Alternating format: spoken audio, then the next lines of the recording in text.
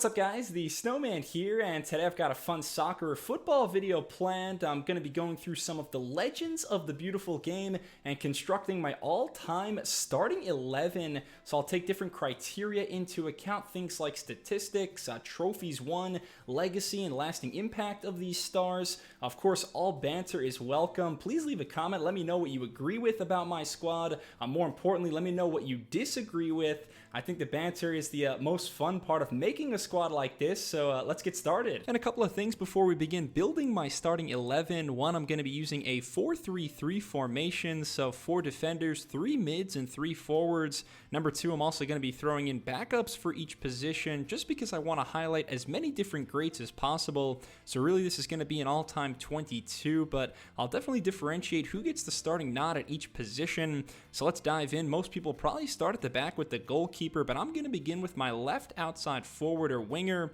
First up is the man who's still going strong at age 37, Cristiano Ronaldo, and backing him up is one of the game's first great international superstars, Hungarian royalty, and Ferenc Puskás.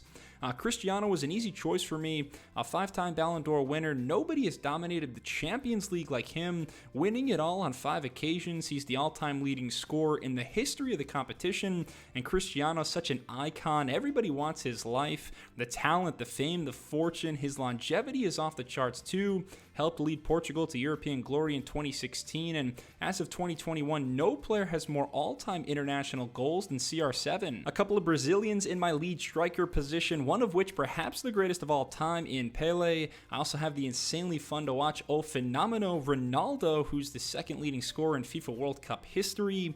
Not much bad to say about Pele. No matter what list or site you go to, he's either number 1 or 2 overall in terms of the all-time greats. Everybody knows about the 3 World Cup titles with Brazil, and that 1970 team, widely regarded as the most loaded ever. Pele was just the entire package as far as ability, work ethic, charisma, and leadership is concerned. Certainly there's no name that's more synonymous with the sport of soccer than Pele. His reach extends beyond the football pitch. Joining Cristiano and Pele on the front line is the diminutive Argentine who's battled against Ronaldo most of his career, the great Lionel Messi. Also a quick shout out to George Best, who never played in a single World Cup but easily left his mark as the greatest dribbler of his generation. Messi's trophy case is about as impressive as they get. 10 La Ligas, 7 Copa del Reys, 4 Champions Leagues, 7 Ballon d'Ors, all with Barcelona. And then maybe more importantly though was Messi breaking his senior national team trophy drought with the Copa America victory in 2021.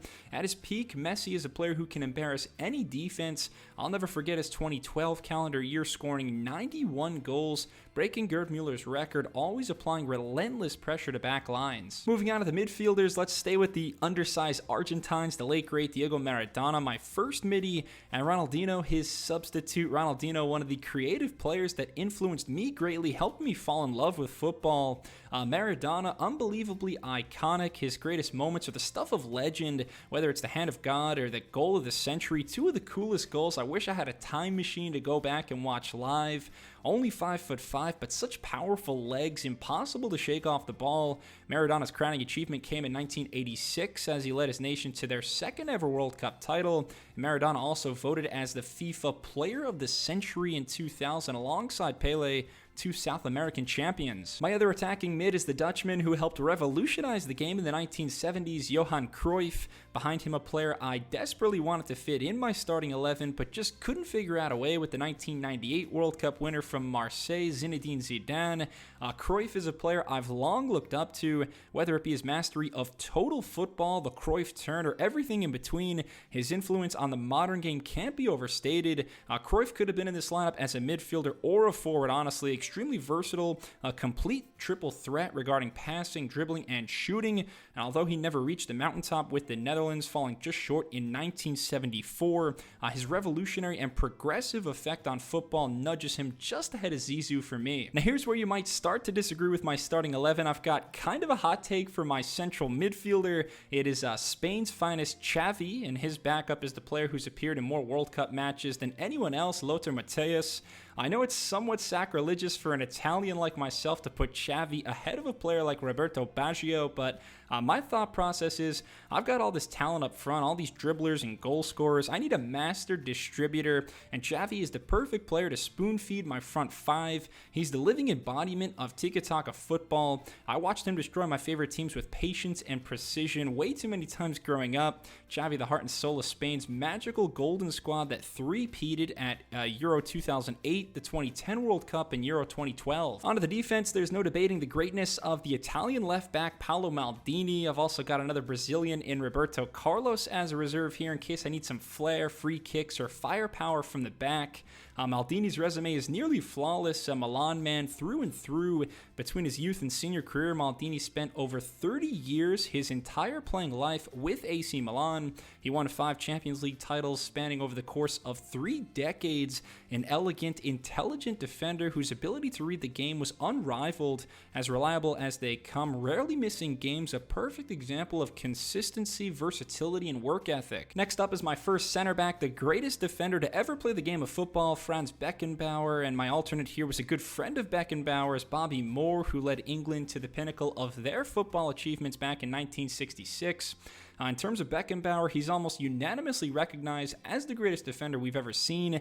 The only defender to win the Ballon d'Or twice. Der Kaiser was a versatile player, but also a powerful leader with an imposing will. He won it all throughout his illustrious career, captained Germany to the World Cup title in 1974. Also one of just 3 men to win the World Cup as a player, and then later on as a manager too.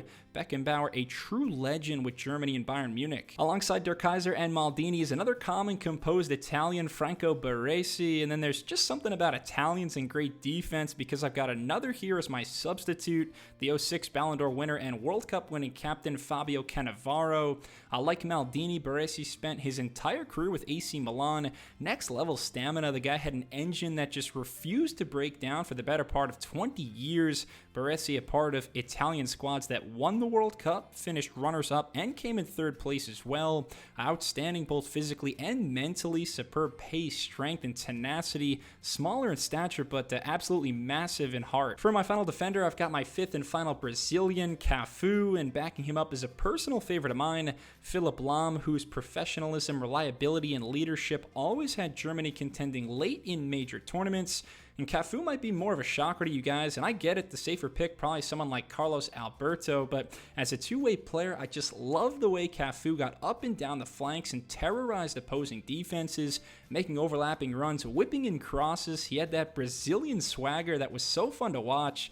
Cafu lifting not 1, but 2 World Cup trophies, the only player ever to appear in 3 consecutive World Cup finals. Cafu's tactical intelligence paired with his energy and dynamic play make him a necessity in my starting 11. On to the final position in the squad, the goalkeeper. Maybe a slight upset here too, as I choose Gianluigi Buffon over the more commonly accepted goalkeeping GOAT in Lev Yashin. No disrespect to the Black Spider, I've read about the Russian's greatness many times, but there's something about the passion and the life that Buffon carries with him every single time he steps onto the pitch. I felt like he was ready to sacrifice everything for his clubs and especially his country. Buffon, a Ballon d'Or runner-up in 2006, the same year he won the World Cup with Italy, where they only conceded 2 goals the entire tournament. That's the fewest for a World Cup winner in the history of the event. Buffon is all class. Plus, if I have him as a starter, then he'll be out there for the national anthem, which is always goosebump-inducing. So that's my team. And speaking of anthems, these are the final numbers for my list. Brazil, Italy, Germany, and Argentina,